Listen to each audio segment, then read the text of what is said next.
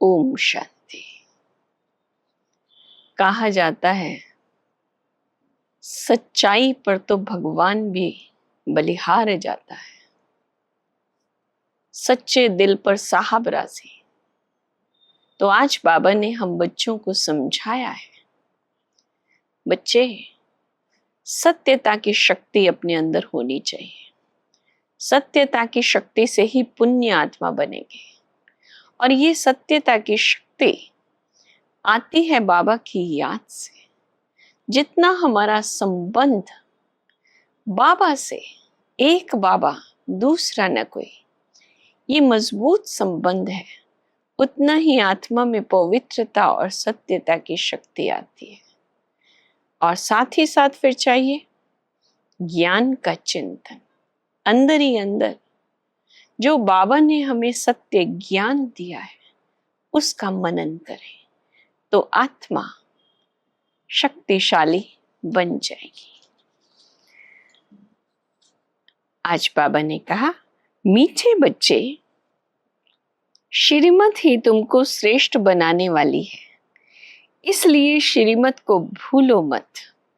अपनी मत को छोड़ एक बाप की मत पर चलो। प्रश्न है, पुण्य आत्मा बनने की युक्ति क्या है? पुण्य आत्मा बनना है तो सच्ची दिल से, प्यार से एक बाप को याद करो। दूसरा, कर्म इंद्रियों से कोई भी विकर्म ना करो। सबको रास्ता बताओ। अपनी दिल से पूछो, हम पुण्य आत्मा कितना बने? ये पुण्य हम कितना करते हैं? सबको रास्ता बताने का पुण्य कितना करते हैं?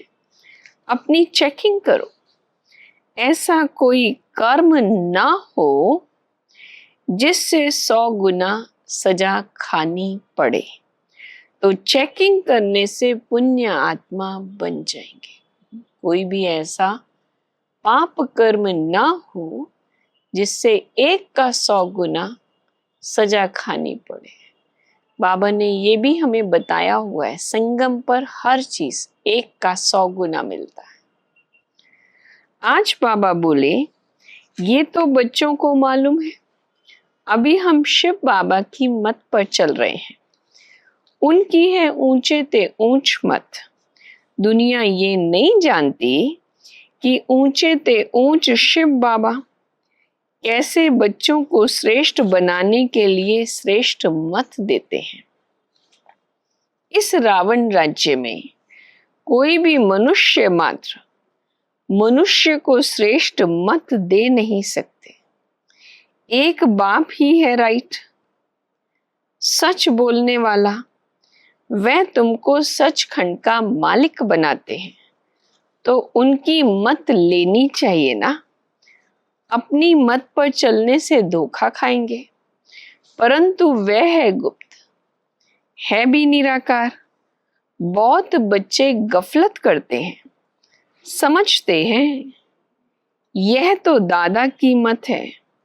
माया श्रेष्ठ मत लेने नहीं देती है। बाप रोज रोज समझाते रहते हैं, बच्चों श्रीमत पर चलना भूलो मत। इनकी तो बात ही नहीं, इनकी माना ब्रह्मा की तो बात ही नहीं है, उनकी बात समझो। वह इन द्वारा मत देते हैं। शिव बाबा ब्रह्मा द्वारा मत देते हैं, वही समझाते हैं।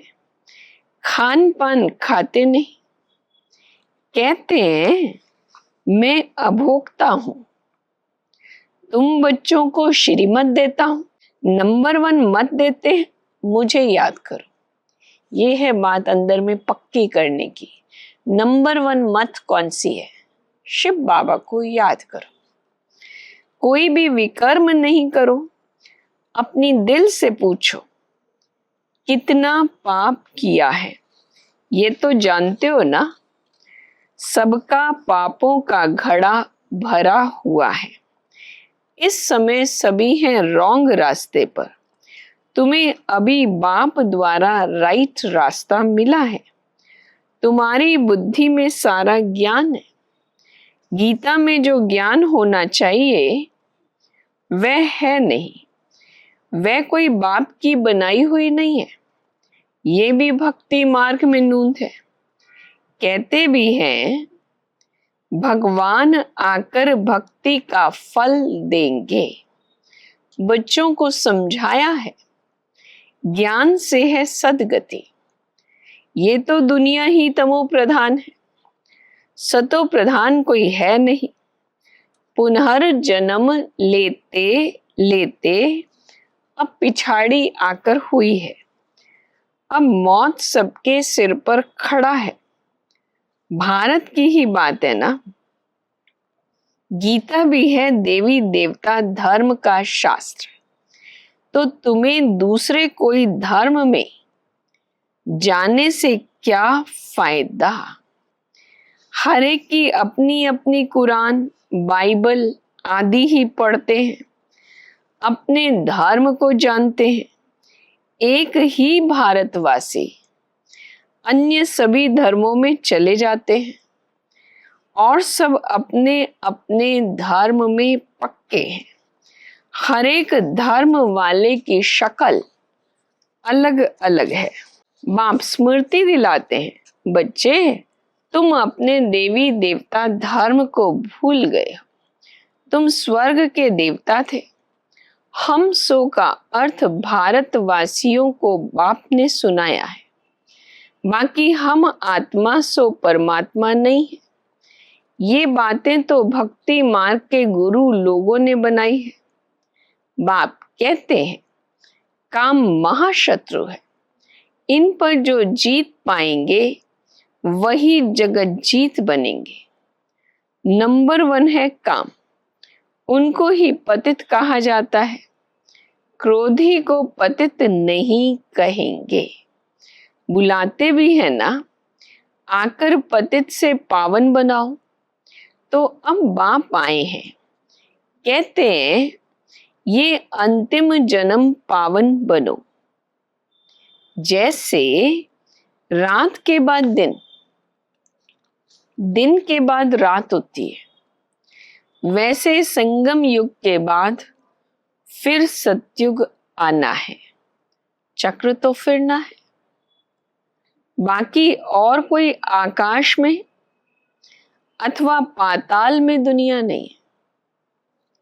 सृष्टि तो यही है। सतयुग त्रेता द्वापर कलयुग यहां ही है ना।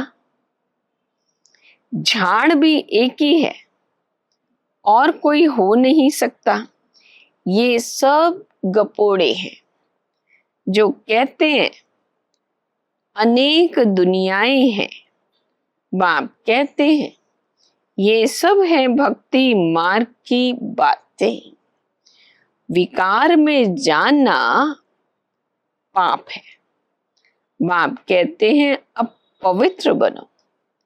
चोरी चकारी ठगी आदि बहुत करते हैं, फिर बहुतों को गवर्नमेंट पकड़ती भी है। अब बाप बच्चों को कहते हैं तुम अपने दिल से पूछो हम पाप तो नहीं करते। ऐसे मत समझो हमने चोरी की व रिश्वत खाई तो ये बाबा तो जानी जानन हार है, सब जानते हैं। नहीं, जानी जानन हार का अर्थ ये नहीं है अच्छा कोई ने चोरी की बाप जानेंगे फिर क्या। अच्छा जान भी गए फिर क्या। जो चोरी की उसका दंड 100 गुना हो ही जाएगा। बहुत बहुत सजा खाएंगे।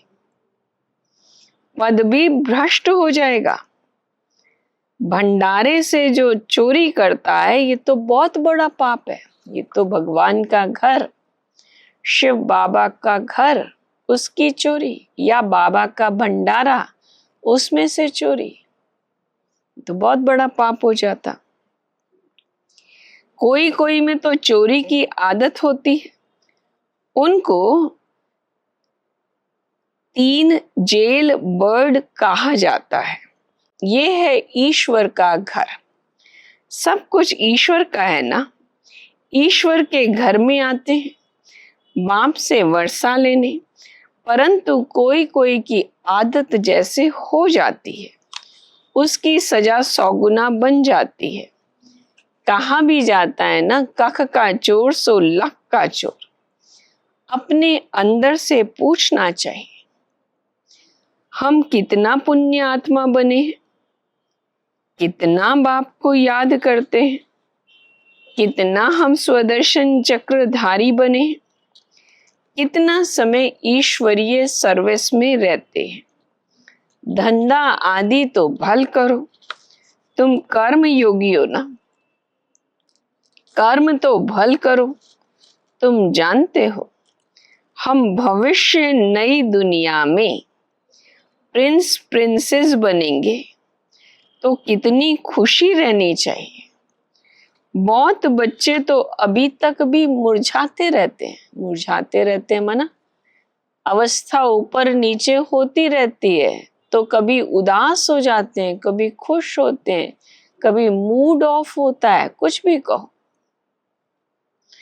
वह अवस्था ठहरती नहीं है, जो अवस्था होनी चाहिए वो नहीं रहती है।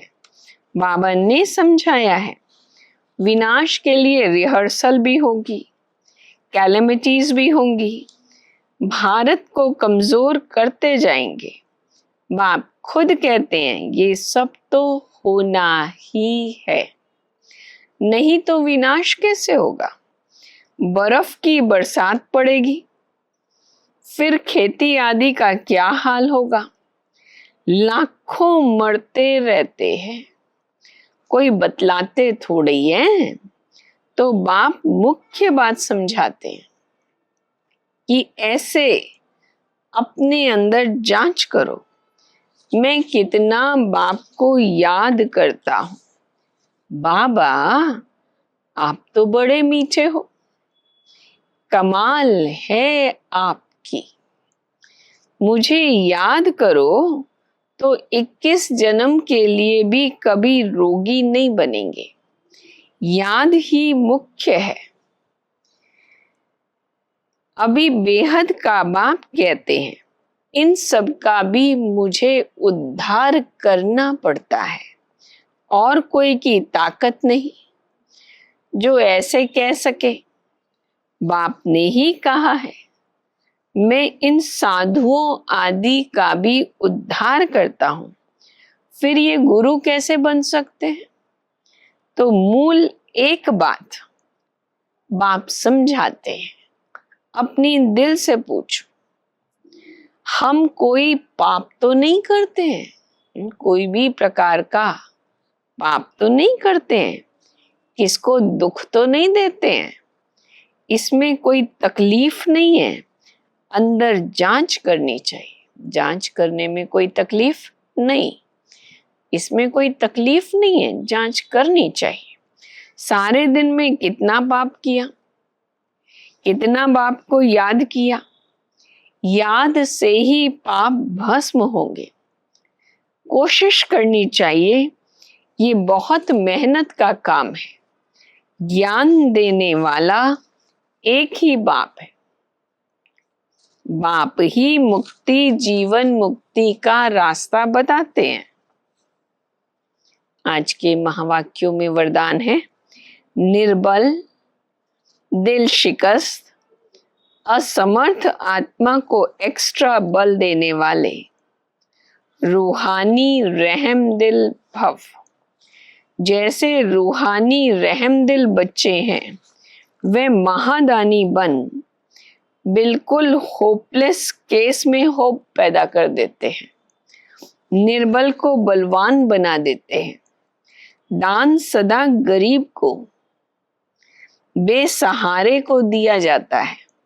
तो जो निर्बल, दिल शिकस्त, असमर्थ, प्रजा क्वालिटी की आत्माएं हैं, उनके प्रति रूहानी रहम दिल बन महादानी बनो, आपस में एक दूसरे के प्रति महादानी नहीं। वह तो सहयोगी साथी हो, भाई भाई हो, हम शरीक पुरुषार्थी हो, सहयोग दो दान नहीं। स्लोगन। सदा एक बाप के श्रेष्ठ संग में रहो और किसी के संग का रंग प्रभाव डाल नहीं सकता।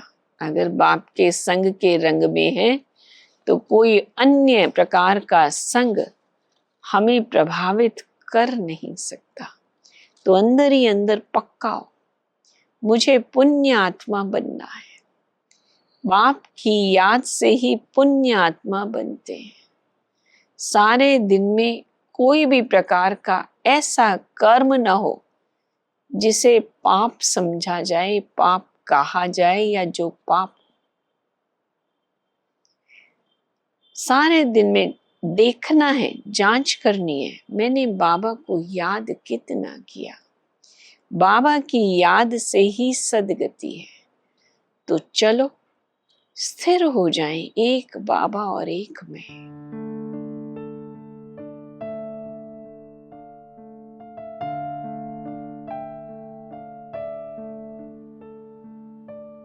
ओम शांति।